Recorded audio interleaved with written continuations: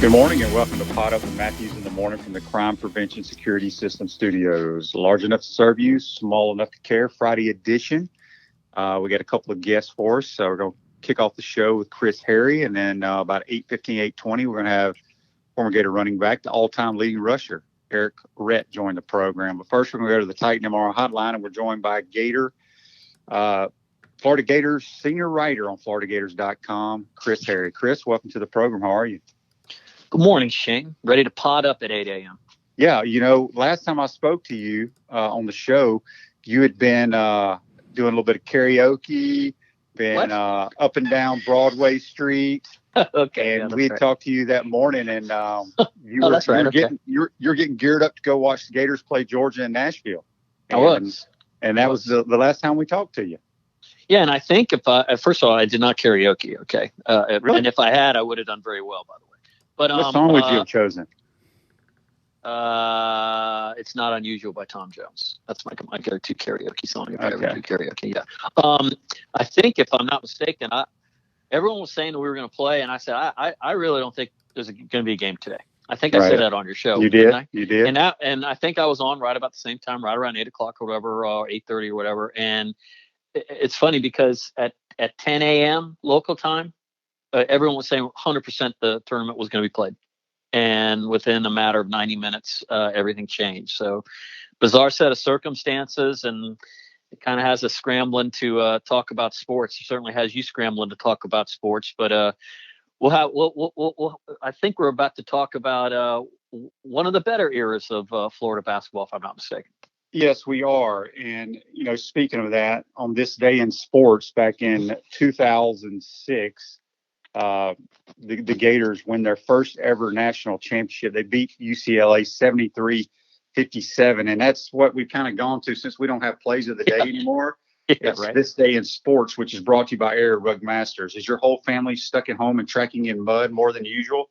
Take your rugs to Area Rug Masters for a BOGO rug cleaning when you mention the code Shane. Call 352-448-5999. But yeah, let's talk a little bit. I mean, you obviously have been close to the Gator basketball program for many, many years. And, it's hard to believe that was 14 years ago that Billy Donovan and the guys, that tremendous group of guys, won their first ever national championship.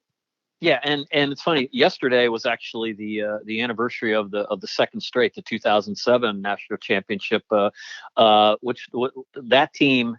That Florida basketball team, the 2007, that did defend its title, went into that season ranked number one in the country, having returned every starter from a national championship team, something that I believe will never happen again in history of college basketball. No, that's a bold statement if we ever play basketball again, by the way. But I think fascinating as that is, they went in number one. This particular team we're talking about in November of 2005 entered the season, Shane, unranked. Okay. Right. And started the season 17-0, ascended to number 2 in the country. I think the expectations for this team weren't particularly high because if you recall, they lost, I believe it was around 65% of their scoring in David Lee and Matt Walsh and Anthony Roberson. They're saying, how is this team going to score? Well, they did have Corey Brewer coming back, who was McDonald's All-American. Joakim Noah, people don't remember, hardly played as a freshman because he had mononucleosis. Al Horford played quite a bit, but was in and out of the lineup for injuries. He had a pretty good freshman year. But again, the expectations weren't high.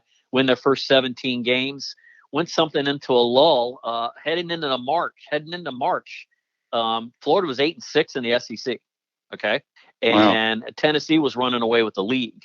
And they end the SEC season. They beat Georgia at home in what was Adrian Moss's senior day. That was the day Joakim Noah kind of had a whoa game when he scored 37 points. A couple days later, they go to Kentucky and destroy Kentucky on their senior day and took that momentum into the season, into the postseason. Swept through the SEC tournament for just their third SEC tournament ever. They had won it the year before. And then went into the NCAA tournament, obviously on a roll as a number 3 seed. And we all know what happened after that. Do you think, this is kind of a silly question, but which title is I don't say the most important, but which one does Billy enjoy the most, you think? Which title does Billy enjoy the most? I think because the circumstances were so drastic. And again, I spoke about this on the radio show. I was talking yesterday to commemorate that second straight one. These guys all came to him saying, "Coach, we think we want to come back." When in reality, they were all going to be lottery picks. Joakim Noah, if you recall, was going to be the first pick in the draft.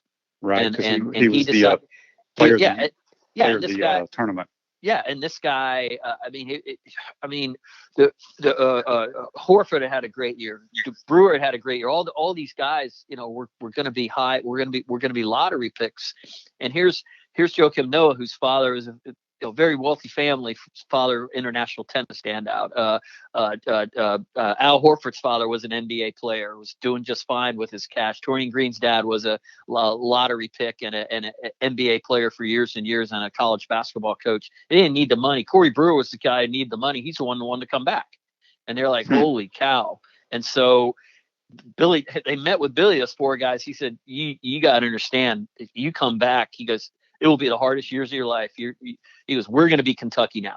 Okay. Everywhere we go, they're going to be up our asses. Okay. So he goes, don't even consider doing this if you understand not only what the opposing teams are going to do to you, but what I'm going to do to you.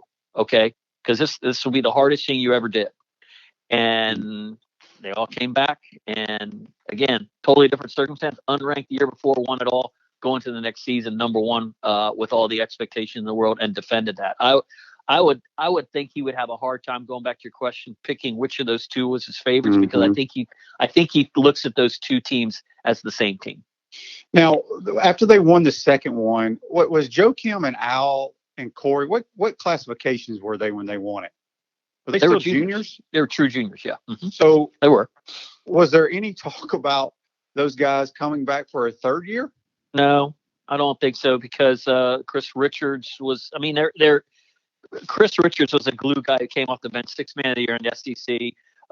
Scored almost in double figures. Lee Humphrey was leaving, the greatest three-point shooter in NCAA tournament history.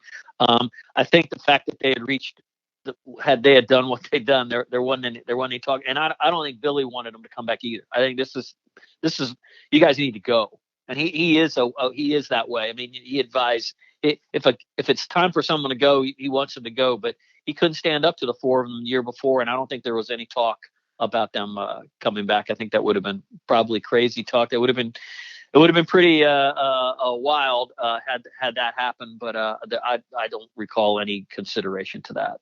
We're speaking with Chris Harry from FloridaGators.com, senior writer. Chris, I mean, obviously, the NCAA the other day passed a rule about giving a year back of the spring sports and their eligibility. What are your thoughts, being a basketball guy? Did you think there was any consideration of giving the seniors in basketball another year? Initially, when they started throwing that around, I thought that, but that died down very quickly. The winter sports obviously were separated. A lot of those, like women's basketball, for example, except for the NCAA tournament and such, completed their seasons. I think it would have been hard to do that. And it would not have impacted Florida in any way. Kerry Blackshear wasn't going to come back regardless of what happened. So as it pertains to this particular team, it wouldn't have mattered. But that certainly would have been pretty chaotic across the country if they started giving men's basketball players. I mean, it's a seedy enough situation as it is with the AAU and everything, and the players coming in and the recruits, and to all of a sudden whack out the roster limitations, and that would have been pretty insane, I think. When you look at this basketball squad going into next year, you don't see any of these kids entertaining the NBA draft, do you? Of course I do. You do? Yeah. The current players? Yeah. Who we got? Scotty Lewis? Well, I mean, excuse me? Yeah, of course. Scotty Lewis and Andrew Nemhard will consider it seriously, but right now there's nothing to consider because everything is on hold with regard. I mean, you can't go work out for anybody. You can't do anything. So, I mean, that has a bigger impact whether or not they'll do it. Their inability to be evaluated in a different way, to go out and play against guys and go to combines and stuff like that. All that stuff is put on hold now. So the circumstances from when the season was canceled 3 weeks ago to now, I think has changed completely. I would think if you ask me right now, their best circumstance for them would probably be to come back. But if they're, I mean, we don't know when this is all going to resume. And we don't know in what format it's going to resume. The NBA still talking about having some kind of a playoff season, maybe in a neutral site, or I mean, it's crazy talk. I mean, just they're saying, how can we salvage this? But to start thinking who's going to come back and who you've seen like across the country, some of the obvious players like Obi Toppin and guys like that already announcing that they're leaving. Fringe players, it's going to be hard for them to get any kind of I'm not going to say honest assessment, but an accurate assessment on where they are, and that's where I would put. Obviously Andrew and Scotty. You look at some of the mock drafts. Scotty's maybe in some of the second round picks. Some of these mock drafts. A guy like Keontae Johnson, who was probably the best player on the team this year, I don't even think he's considering going out. So that's a good thing for Florida. But if everything stayed the same right now, and the people that were coming back decided to, or the people who could leave decided to come back, their roster is set right now at 13, and it would look like a pretty good team, a pretty good mix of upperclassmen and incoming freshmen and returning freshmen or sophomores coming back to going into next season. So, Chris, like being around the basketball program as much as you are, you see their all-season workouts, how they train with the training staff. I've been trying to tell people, we don't know what the outlook is for college football, but, it takes so many months to get the body prepared to get ready to play a season. And I personally think football takes the longest. Do you think that, let's just say they say, okay, you can start, the kids can come back on campus, let's say sometime late June, early July. Is that going to be enough time for football players to get their bodies right when they haven't been around Nick Savage at all and haven't been at the nutrition table eating the way they're supposed to be eating? Will that give them enough time? I just think it's something has to be evaluated at the time. I wrote a story last week for our website, just talked to all these strength coaches for all these various sports, and they're all impacted differently. Relative to basketball, their season just ended. Those guys are still in peak condition. The baseball and softball players, track athletes, they're all in peak condition. This is the time of year that the football players, this is where they make their hay. And as you know, I mean, back in the day, what would you guys be doing? I know you'd get ready for the spring game, but you would have been put through the grinder in terms of spring practice and off-season conditioning, and about to go into every bit of a hard session of training going into the summer. But Nick Savage, and talking to him, he says if these guys do what we're telling them to do at home, they ought to be ready to come back and get some work done. It's not going to be ideal, obviously, but what's going on here isn't any different than what's going on at Georgia and LSU and Alabama. So it is going to be apples to apples on that front, unless these guys are going into they're all meeting and having clandestine workouts in their indoor facility or something, which I don't believe is happening. So so I think it'll be an even boat across the across the league, across the country. So whether or not that's going to be good enough for a particular team, we'll see. I think it puts a lot of premium on coaching and scheming, but I do think it's going to be a level playing field with regards to strength and conditioning. Yeah, because I've actually done some of those workouts, Chris, in the backyard on the porch, really? And they're difficult, but it's still from the point where nobody's squatting or with weights. It's all body weight. It's all about body weight stuff, unless you have some dumbbells or a home gym. And it just to me, and trust me, I believe what Nick Savage and those guys are doing. But from a football, the physicality standpoint, you want to be strong.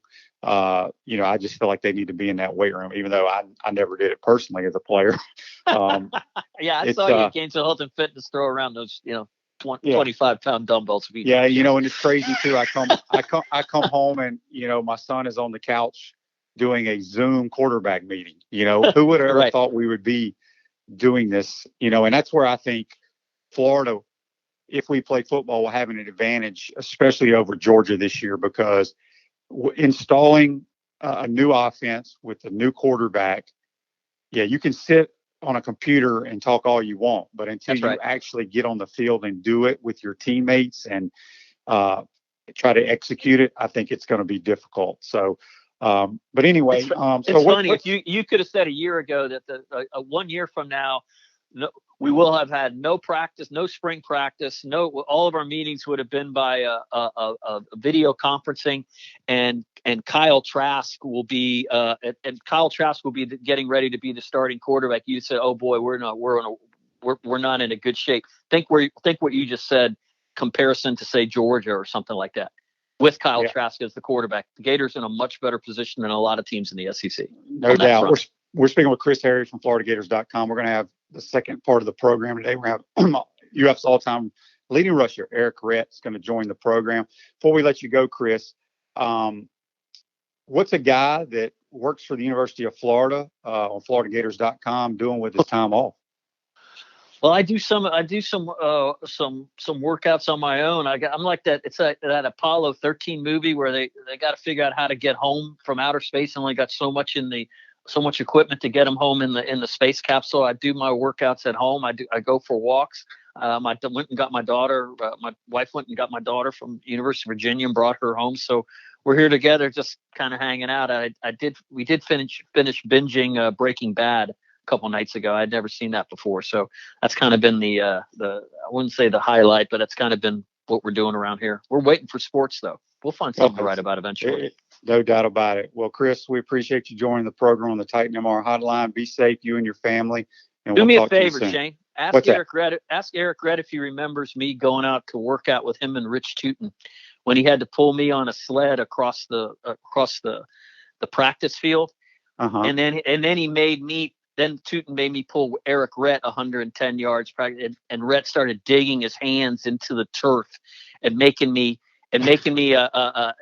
harder for me to pull. I go, "What are you doing, Rhett?" He goes, "That's for you. That's for you writing about me fumbling twice at Mississippi State." I said, yeah, Rhett, but you did fumble twice at Mississippi State. Yeah, but you didn't have to write that stuff, man. You didn't have to write that stuff.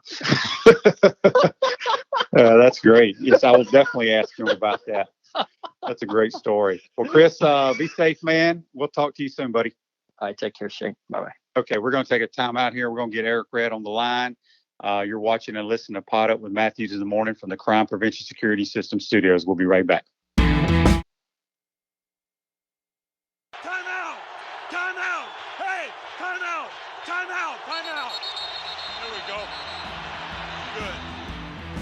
We want to take this moment to thank all our sponsors who keep the show going and pay the bills. Let's give them something to cheer for now. Our Gridiron sponsors are Crime Prevention Security, small enough to serve you, large enough to care. Titan MRI, Gainesville's only locally owned and operated MRI facility. Gators Dockside, wings, ribs, seafood, and beer. Peachland Dentistry, Gator Nation's #1 choice for dentistry in Port Charlotte and surrounding areas. Area Rug Masters, your #1 choice for rug cleaning. And Pound Hurt, preferred personal injury attorneys. Our touchdown sponsors are Radware Promotional Materials, Doreen Wiebe Realtor, Caldwell Banker M.M. Parish, Gator BTW, Campus USA Credit Union, Celebration Point Town Center, Miapa Latin Cafe, Davis Gainesville Chevrolet, Okita America Martial Arts and After School, Tropical Smoothie Cafe, The Keys Grill and Piano Bar, UF Mover Guys, The Digital Mortgage Guy, Adams Ribs, Cloud9 Spa, Wrap Spot, Coldstone Creamery, Gator Dominoes, Celebrate Primary Care, Center State Bank, and Style Cuts.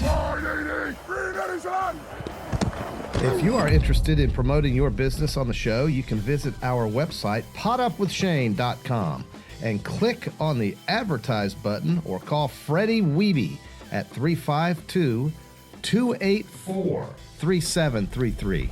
Again, thank you for all the great businesses that support the show. Please remember, if you like what we are doing here, thank our sponsors and support the businesses that support us. He's going for the end zone. He's got a touchdown.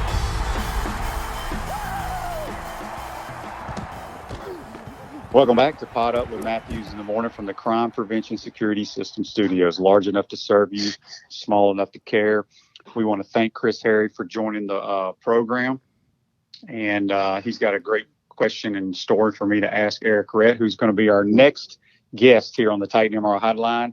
The University of Florida's all-time leading rusher, number 33, Rhett. Errict, how you doing, buddy? Good, Shane. How you doing, buddy? Good. I think we got mixed up on our times. I think got you out of bed real early. No, it's okay. It's okay. You busy down there in South Florida. Well, Errict, we've got a ton of people that are tuning in today. They were very excited that I was going to have you on the podcast. You're one of the all-time Gator greats. Let's talk a little bit about your high school career. Not only were you a tremendous football player down in South Florida, you were a two-time state champion wrestler. Do you think wrestling really helped you when it comes to being a running back? Oh, yeah. It gave me that balance that I needed. It came down to a lot of guys, they would try to tackle me, and it was very difficult to tackle me because, I just had so much balance from wrestling. And I started wrestling at a very young age, must have started like maybe 10 or 11 years old. So, Rhett, we got a bunch of tweets here. We got a ton of people. But first, I want to know who was the main recruiter and what other schools were you interested in going to before you became a Gator? What other schools did you visit, and who was the main coach here at the University of Florida that recruited you to Florida? Well, the main coach that recruited me to Florida was Coach Rhett Anderson. Before that, I took visits to West Virginia. Doc Holliday actually recruited me there. I took visits to LSU. I took a visit to Indiana. I was mostly going to running back schools, but really nobody wanted me for running back. Everybody wanted me for actually linebacker. And I was like, man, I want to play running back. I just did not want to play defense. I didn't got no kick out of playing defense. But I was an all-state defensive player, but I just really wasn't interested in playing defense at all. I really wanted to get a shot at playing running back. And Coach Rhett Anderson told me, Errict, I'm not for sure. We're not bringing you in as a running back, but we will give you a chance to play running back. We're bringing you in for defense. And I already knew once my opportunity came to play running back, oh, man, I was going to light it up. I was never going back on another side. Talk a little bit about your relationship and what Carl Franks, who was the running backs coach, meant to you while here at Florida. Oh, man, Carl Franks, he did a great job with me. I remember the first time I met him, the first thing he says, you got to start looking people in the eyes when you talk to them. You're just looking all over the place. And it just gave me that work ethic that I needed, and just gave me that discipline. And, every time I got in trouble, he was right there. He was like a ghost or like an angel hanging around.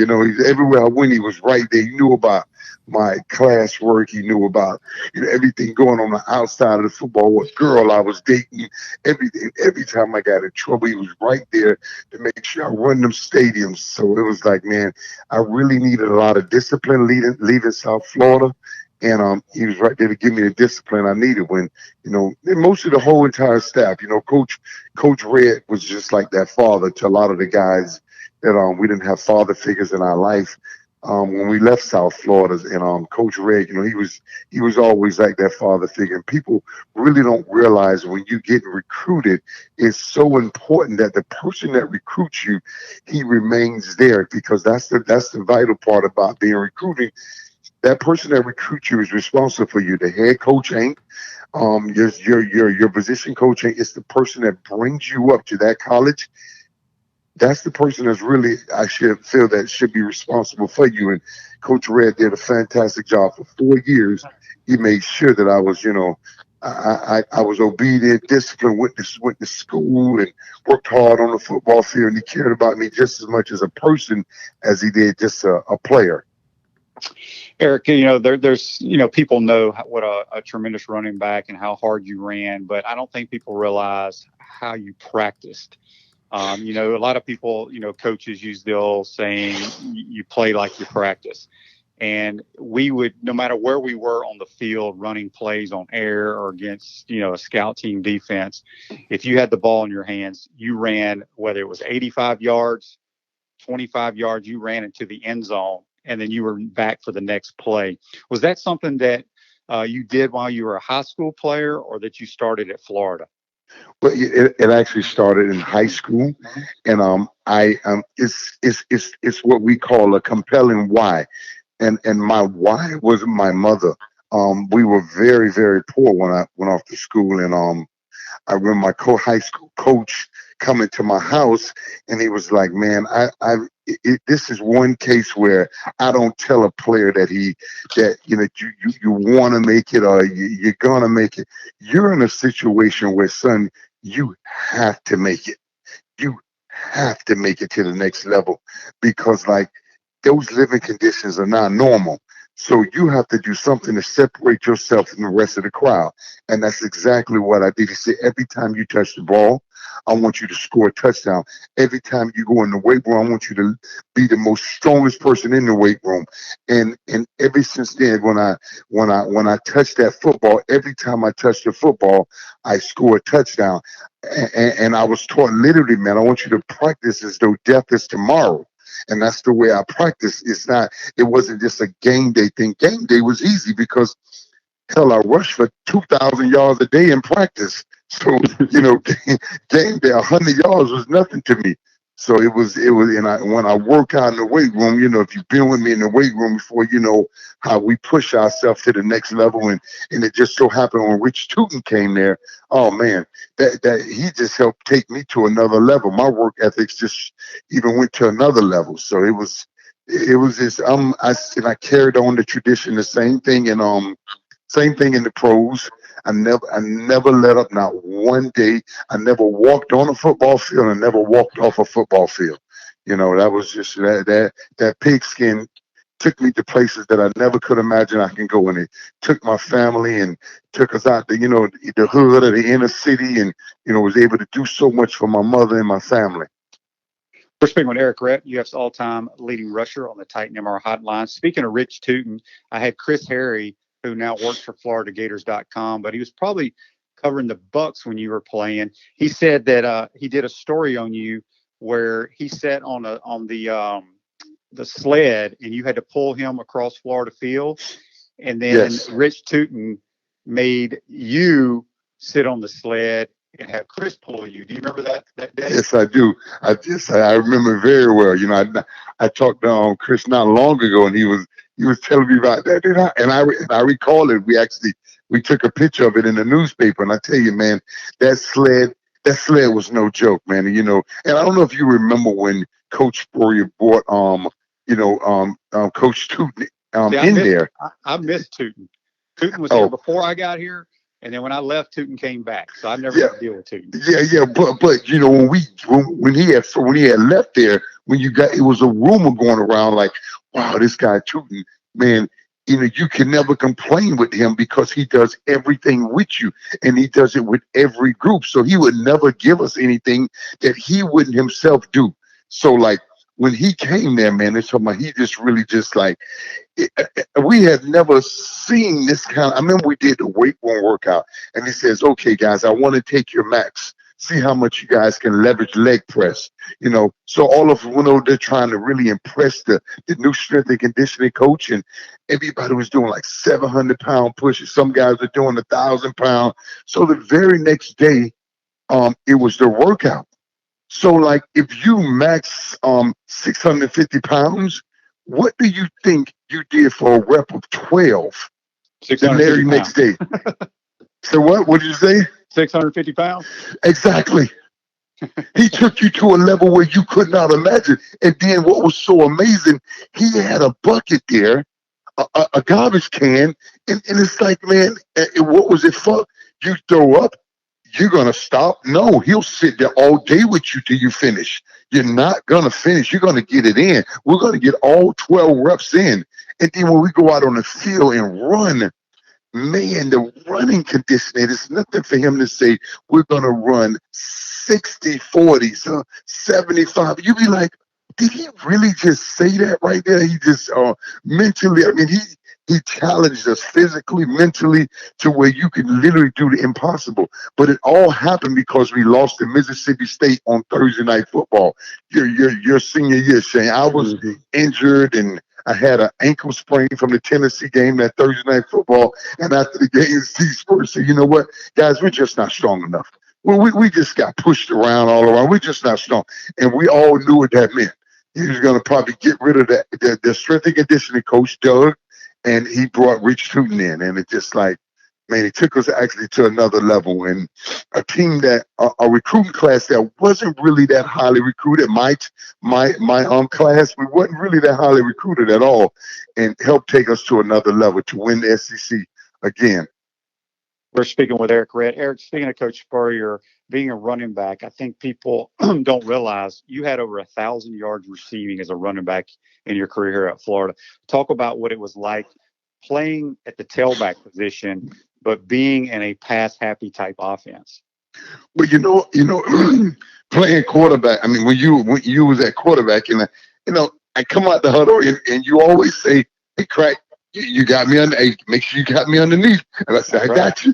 So what made this offense so special is that we would send a lot of guys on deep routes and corner routes, and underneath we had an option route with the running back where it was called the blue slide bopper, where I can go either way, and it's very, you cannot really stop me or most running backs if you have an option route on the linebacker.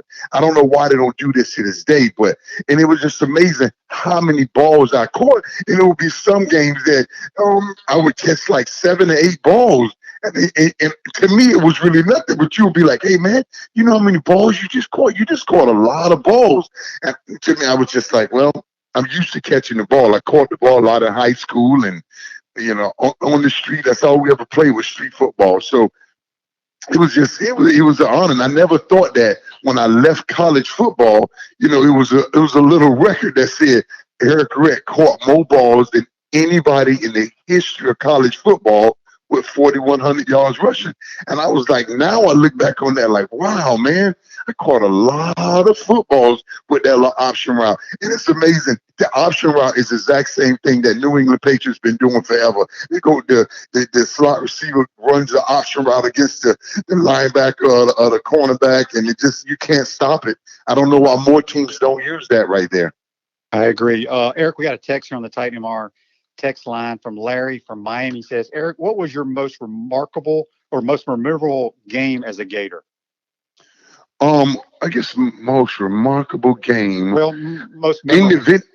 The most memorable game, it probably was the Georgia game. We was in this mud, and it was just like the game was so muddy. It just rained more and more, and everybody. And I tell you, Shane, it doesn't. I don't think a week goes by since I stopped playing that someone doesn't walk up to me and say, "Hey, man, I was at that Georgia game. It was very inspirational." So and it came down to the very last play. And I tell you, it was just, it seemed like I could run the ball. Georgia couldn't run the ball. Everybody else was falling out over the place. And it just felt like my shoes were just gripping in this mud so well, and we were just Errict Rhett right, Errict Rhett left, and it was so odd to where our offense was it was so simple. I mean, the running plays, he does a symbol on the sideline, he's just to the right, and Georgia got to where they look at it and say, "He's running right here, he's running right," but like, it ain't like you could stop it. You could know where I'm running, but it ain't like you're gonna stop the play. I could cut it back the other way or keep going, bounce it outside, and it was just, man, it was amazing. It came down to the last play, but before that, I tell you, the game when we beat Florida State, in '91, Shane, that was a memorable game, man. To beat them at home, man, it came down to the last play, man, and it was like every single series meant something. It was a low-scoring game, but man, that stadium was loud, man. So every game was fun. And one thing about playing with Coach Spurrier, man, everybody had fun. That's the thing. It wasn't like our locker room was any day. It wasn't, nobody was angry. Everybody played, and I done been in offenses where I done been in systems at University of Florida. Even when Urban was there, they won national championship. But you would go in the locker room and you would have a lot of players kind of upset because they didn't get a chance to touch the ball. They came here to play and they're not playing that well. And with us, man, we lit the scoreboard up, and the whole locker room was a party because everybody participated. Whether you're a fourth team or fifth, everybody played in our games because once we get up, Spurrier makes it so everybody plays. That's right. We got a text here on the Titan MR text line. It says, "Good morning, Shane. Could you ask Rhett what was the toughest defense he ever played against? And would he admit sometimes he was laughing under his breath when Coach Spurrier was getting on to Shane? Thanks, Daryl." I would say, man, our junior year when we went to Florida State, man, those guys, they had a pretty tough defense. But also my junior year when we played against Alabama, man, they had like 5 or 6 All-Americans, and I'm telling you, we was lighting up, but boy, they was hitting me so hard. And I remember Coach Spurrier, he walked over to me, and I'm running as hard as I possibly can. And he's like, "Man, you got to bring it even harder. These boys are coming. You got to bring it harder." And he has never said nothing like that to me before. He was like, he know I run the ball. Every time I get it, I run with all my heart. He was like, "You got to run harder, even harder than you ever ran before." I was like, "Okay, Coach." But as far as Spurrier getting on you, it was more what we laughed about.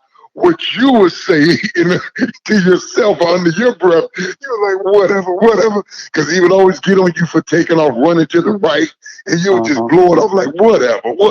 And we were all laughing at that, but we were too much laughing at what he was saying. But, your response is because he can't just come out there and snatch you off the field. But we would laugh about that kind of stuff. No doubt. Willie says on the text here on the Titan MR text line, "How did you enjoy being Mr. Two Bits?"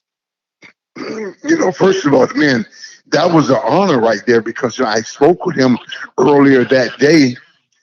I was trying to figure out, I was one of the first to do it, and I wanted to come out there in the exact same outfit. So I went to the store and I got me a yellow T-shirt. I found the tie, the exact tie. So like, I wanted to look exactly like him all the way down to the pants, to the shoes. I didn't just want to just come out there as a different person. I want to really honor him the right way. And man, I studied and I studied, and I went to winding up, and I just studied the whole time. And man, I didn't want to make no mistakes, but man, I tell you, when you do that, man, I never really, at this age, I never realized the energy that's out there when you're doing that. And then I walked back over there and I ran out with the team. I literally think that I could have ran through a brick wall. The energy that comes out when that guy gets, "Here come the Gators." Oh my God, the energy is amazing, man. So that whole experience is just so much fun. We have a Facebook Live comment question here brought to you by Pound Hurt, your preferred business interruption attorneys. It comes from John. He says, "Ask Errict if you still have any pet snakes." People always ask me that question right there, about the snake. I had a very large Burmese python when I was in school, and I used to scare the living hell out of people. And it was so much fun. This thing was not small by any means. If you see snakes on television now, I got him. It was like he grew up with all us in the dorm. And but he was only maybe about 6 feet, 7 feet in the dorm. And all of a sudden he went all the way to like 14 and a half feet, where I would put him on the front of my car. He would go over my hood, over my roof, on the trunk, and all the way on the ground. It just started eating, and everybody's always bringing all these rats and rabbits and all over the stuff to watch him eat, and he got bigger and bigger and bigger. But it was just so much fun, man. We scared so many people with that snake, and it was just. But I miss Bushwick Manusbox. That was his name, and I don't know. He might be in the Everglades strangling alligators. Maybe that's where all that started from, Yeah, it's your fault. Frank, on the Titan MR text line, Frank from Orlando says, "Rhett, how did you enjoy living in John Hall as an athlete?" Man, come on, man. I tell you, they got rid of dorms, but it was nothing. It's nothing on this earth like John Hall. It was the bond that we share, the fraternal bond that we share with John Hall, because this is a case where all the male athletes lived in John Hall, whether you were a tennis player, a golf player, a basketball player, football player. All of us stayed together, and it gave us a chance to bond, to get to know all the men athletes. We all hung out together.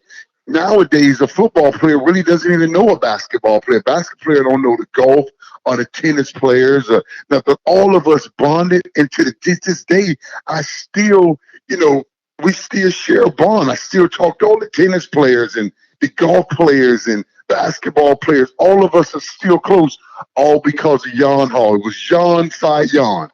That's right. Hey, yeah, you bring up a great point. Yeah, I mean, now the athletes don't really know the other athletes that well playing other sports. Joe on the Titan MR text line wants to know what's the difference in the physicality in college compared to the NFL as a running back. In the college, we might have one player or maybe two players on defense that could play at that really next level. The game is a lot faster. And in the pros, you have guys that are paying bills. They have family. It's all fun in the beginning, but then it becomes like a job. It's like a business. And the studying at the next level is unreal. Remember, in college, we go to class and then we go play football. We go out there on the practice field, so you only on the football field, maybe about 2 hours. Unlike the NFL, you're there 9-10 hours a day studying the game. And the game is it's a lot more focused, and every play means something. We don't repeat nothing in practice, but the physicality, you got guys that are playing at the highest level, and they have families to feed. Unlike in college, it's just the game is fast. The SEC is real good, but you still have a lot of players that are really not that talented. That's not going to play at that next level. Jack has a text here. He goes, Rhett, did Shane ever have to tell you what to do on plays? Really, with our offense, and we had a very simple offense. Mostly every single time we had a passing play, Jack, he would tell me, make sure you get open underneath. Because I know if anybody was in trouble, he's going to drop it down to me. And it was sometime he would throw the ball, and my back wasn't even turned. We played against Kentucky for the SEC championship, and exchanges, he was already throwing the football because he knew in zone, I turn around. If it's man, I'm going to break it out one way or the other. But in this case, they were coming so hard after him, and our defense could not stop Kentucky. And man, Shane threw the football, and I just happened to turn around in zone, and there the football was right there, and we got the first down to beat Kentucky and win our SEC championship. I believe it was our first SEC championship that we won. Yep, just a simple little play right there. Rhett, I was talking to somebody the other day. We were talking about you running the football, and they were talking about what a great cutback runner you were. Would you say that 38 cutback may have been, or 39 cutback would have been your best run play? That or one of the draw plays, that play right there was always fun because it gave me so many options what to do with it. You didn't know what. I also like the one play, the shovel pass underneath. That was a great play that we put in against Alabama. They didn't know how to stop that play right there. But I like the simple draw plays that you ran, the 12 lead draw, the 13 lead draw. And, Shane, what was so odd about it is that you never know if you were going to give it to me or fake it to me because, you give it to me at the last minute on that draw play. So that was I really, really did like the draw plays, probably the best. Speaking of that draw play, it just reminded me, it was my senior year. We were playing Georgia, and we weren't, remember, they were like number 5 in the country. Yes. We were struggling, and we upset them, but we had to seal the victory by running the clock out and getting a first down. Do you remember the play that Coach signaled in? The quarterback draw, and I had to take a double take and look at Coach going, what in the hell are you signaling that for? And, when we practiced it, it was like, just follow Errict. Just follow Errict. Yes. Ran up in there for about 12 yards. And, I was shocked. That's right. You follow me, you're going to get there. It's no doubt. I'm going to hit that linebacker. Once again, I'm a defensive player just playing running back. So I like the lead block, and that definitely sealed the game for us. Well, being a tailback, especially in the I formation that we had under Coach Spurrier, talk a little bit about your fullbacks that block for you.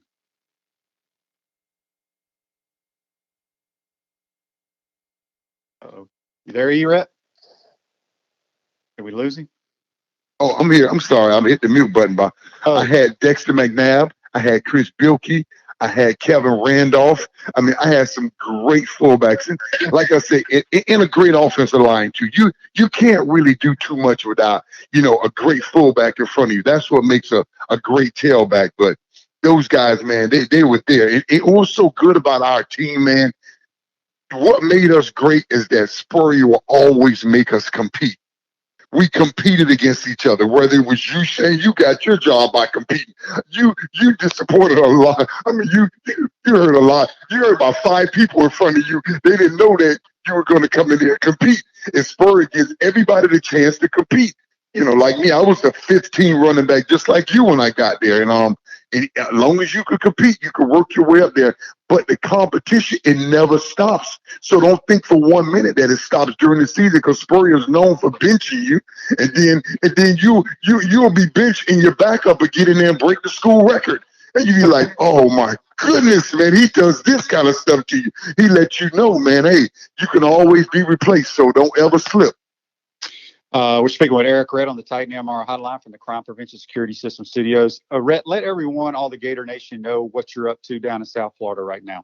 Oh man, we're doing so many great things. I'm I definitely I'm always helping out the little sports teams around here. We're in the construction business. My brother and I, we've been doing this literally about 12 years.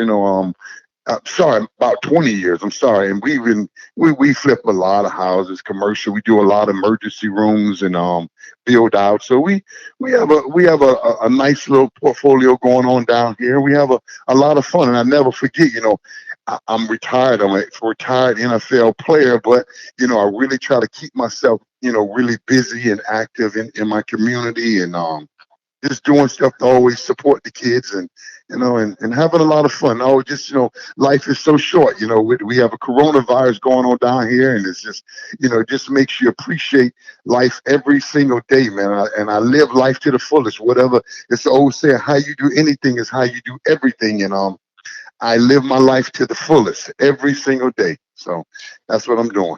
Speaking of your son, Errict Rhett Jr., he's a football player for the Florida Atlantic Owls. How's that going?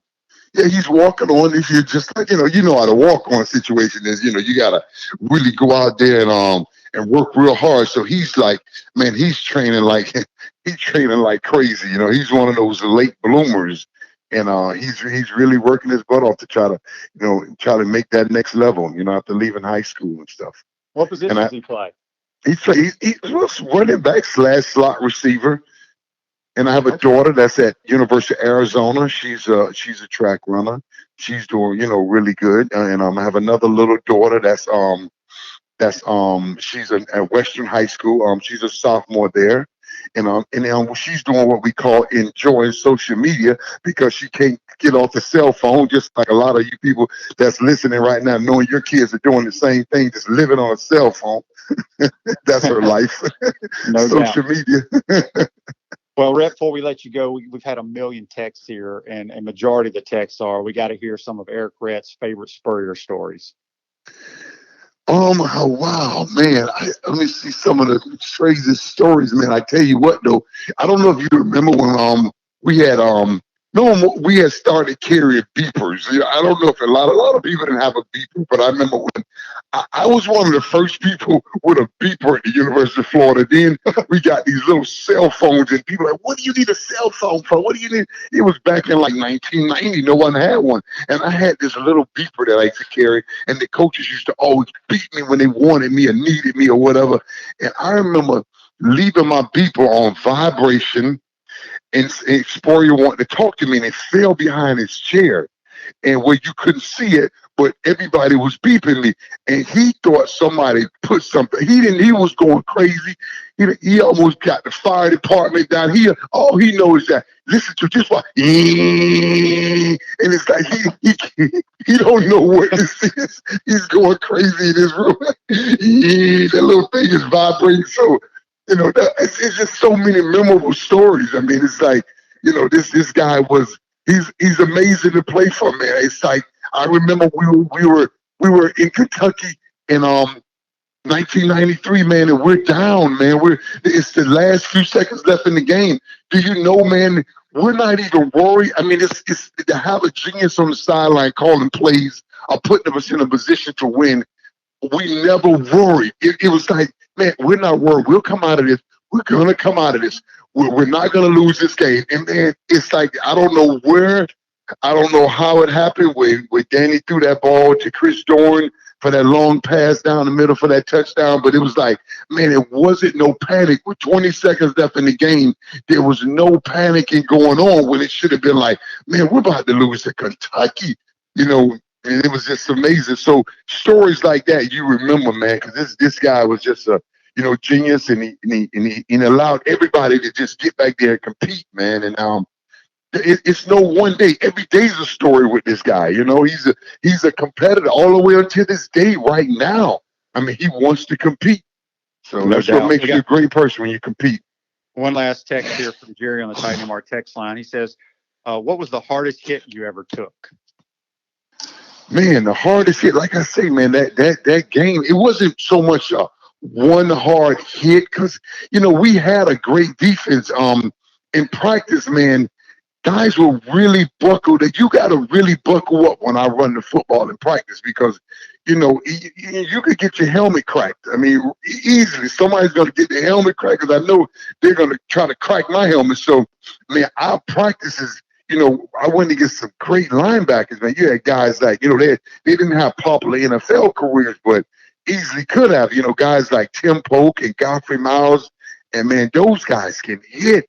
And I remember jumping over the top, and Tim Polk, me and him met each other head on head right at the top. And it was just like, I know I probably had a concussion, but I really couldn't let them see me on the ground, and it's been plenty of days when I got hit. Me and Marvin Jones hit each other against Florida State, and both of us laid out on the ground. But something in me, the will that was in me, it just made me get up. You got to get up first. You got to get up first. And I got up and he ran off the field. And every time I see him, I could bring it up. We went head on head. I got up and went back to the huddle. You ran off the field. So he's going to let you know, hey, I wanted to go off the field too, but I couldn't. I had to get back in the huddle. I was going to say, I saw you get hit so many times head on, and I don't know how you got up. And there were a couple times you'd come to the huddle, and I'd call a run play. Oh, yeah. You'd be like, I see about 4 of you. It's 18 sweep. Just toss it nice and soft because I may be going the wrong way. I know. I think one time I might have called timeout. I don't know. Because, man, let me tell you, it's been a couple of times when I'm back there behind you, and I would see literally 3 or 4 of your jerseys. I don't know which one to go to. It's like, man, I'm just like, just toss it slowly. And when it gets near me, I'll catch the ball because, man, I am so dizzy right now. And, Shane, let me tell you, the other day I was in my office, and I looked at the helmet. Man, if you see the helmets that we played in, it's unreal, man. These things are like little butter cakes on the inside. I mean, I'm surprised that I was even able to make it through a season with this little helmet. Yeah, I agree. Well, Rhett, we appreciate you joining the show, buddy. I'm glad things are going well down in South Florida. Good luck to your son, your daughter, running track and playing ball. And when you get up here to Gainesville, hit me up and we'll go out and have some dinner or what have you. But appreciate you joining the show, my man. Man, thank you, Shane. I appreciate everything, man. You guys, go Gators, brother. All right, that's the one of my favorite teammates of all time, number 33, Errict, Rhett, joining the program on the Titan MR hotline. And man, what a football player he was, and he can tell some stories too. Hey, folks, at Center State Bank, we put business first. We're the largest community bank in the state of Florida. Center State has 5 convenient Alachua County locations that serve you better. Come in and experience the Center State difference. To learn more, visit centerstatebank.com. Center State Bank, member FDIC. Man, that went by fast. We could have him for quite some time, but we want to thank Chris Harry from FloridaGators.com, senior writer, talking about this day in sports. Back in 2006, Gators win their first national title in basketball against UCLA. And then we obviously want to thank UF's all-time leading rusher, Errict, Rhett, number 33, Hall of Famer here at the University of Florida, for joining the program. But that's going to be it for today's program. We'll be back. We got a slew of guests lined up for next week. I'm not sure who's on what day yet, but tune in. We'll be promoting it. You can watch us on Facebook Live, YouTube, Spotify, Apple Podcasts. Have a great weekend, everyone. Stay safe. We'll see you on Monday. Take care.